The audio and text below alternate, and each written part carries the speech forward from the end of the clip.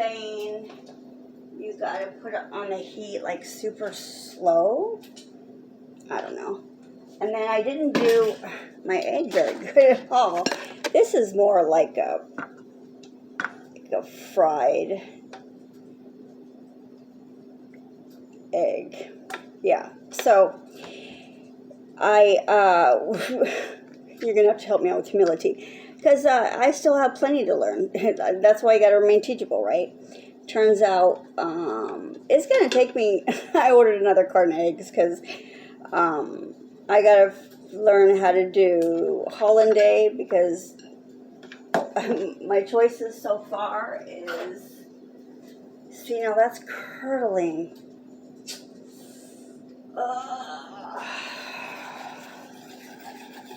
Yeah, it says use a double boiler, which I don't have, but you see how even on low heat, you see how it's like starting to curdle, and it's not supposed to do that. It's supposed to be that runny, pretty, and then that was the first one that I screwed up, and then that one, was starting to curdle, so that means I gotta do it again. So this is definitely like a lot more skill. And now it reminds me why when I go to a restaurant and order it, because it tastes so good and I want it, but I don't have a clue how to make it, let alone the patience to figure it out. But since it's an assignment, that's what I'm going to be working on. I think back, it's been, several years since I've been in school. And I thought back and I said, what's funny? In the beginning, I almost felt like it sounded like in the beginning when God created man. No, back when I found out I was pregnant, I felt ashamed because my grandmother and my mother were both teen moms, and they didn't even finish high school. But it was remembering the comment that my mother made. It was very specific when she found out I was pregnant. She said, so now you're never going to finish high school, you're never going to go to college, and you're going to be on welfare your whole life. Remember a couple days ago when I told you guys I'm the stubborn type? So her saying that actually fueled me. I was out of school 2 weeks for a C-section, and then went right back and finished high school on time with my friends, and then I went to college. When I got my associate's degree, I sent my mom a copy. When I got my bachelor's degree, I sent my mom a copy. So,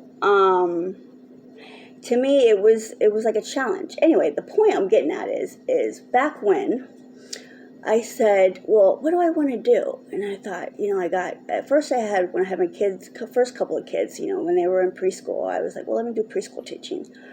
And then when they started elementary school, I was like, well, let me give them a little space, and became school nurse. And then it got to the point where it was kind of like, I wonder before they're a teenager, if I take the opportunity to work with other people's teenagers, I'll have more patience, because I want to break the cycle of being, abusive to the kids. I never, wanted to put my hands on them and never did.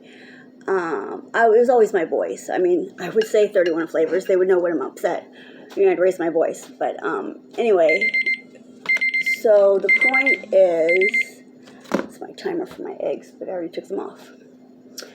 I kept changing my mind what I wanted to do, and then I'd do the crisis counselor for a while, and now going back to school, the point of it is working on my craft. It turns out, cooking's my craft, and I was always worried if I cook for a job, then, I won't want to come home and do it. It won't be any fun, and that's silly.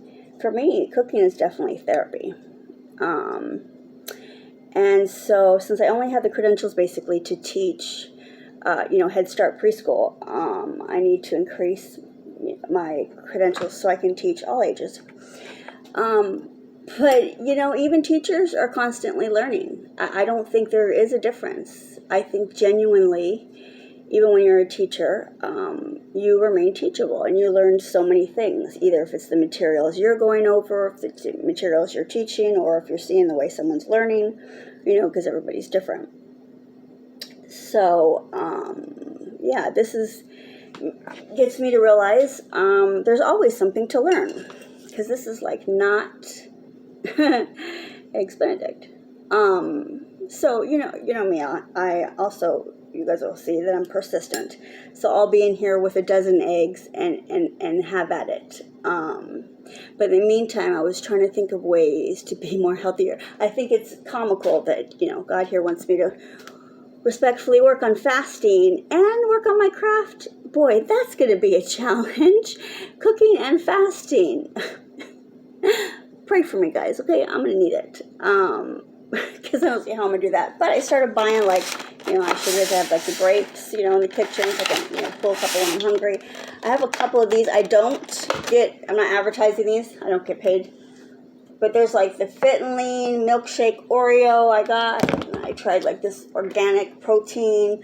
You know what the one that turns out I love is the peanut butter chocolate. And then I blend it in the blender with two bananas. Oh, my gosh. It's, like, the best, like, ice cream sundae. I'm like, this is healthy. Wow. So good. And then I got a couple of these ketos. This one's chocolate brownie, and I think I got a cappuccino and like a cake batter. So, I think also I'm going to work on, I like the theory of, what is it? It's taste everything, eat nothing. What it means is, my understanding is taste whatever it is that you want, whatever you're craving, or whatever you cooked, or when you're at a party or when fast food or whatever, get a little bit. Just don't feel the need to like indulge to where it's, it's got to be a large fry and a large Coke and a couple of Big Macs or a couple of cheeseburgers or like let me get 2-3 plates of something. I think I'm just going to try to make little changes and incorporate where I'm tasting, my food, not eating while I'm trying to talk, but not just eating it. So, anyway, I am going to focus on my eggs, and I will check in with you guys later and try to do a video again where I'm much more practiced on it and it comes out great, right? All right, pray for me. Wish me luck. Bye, guys.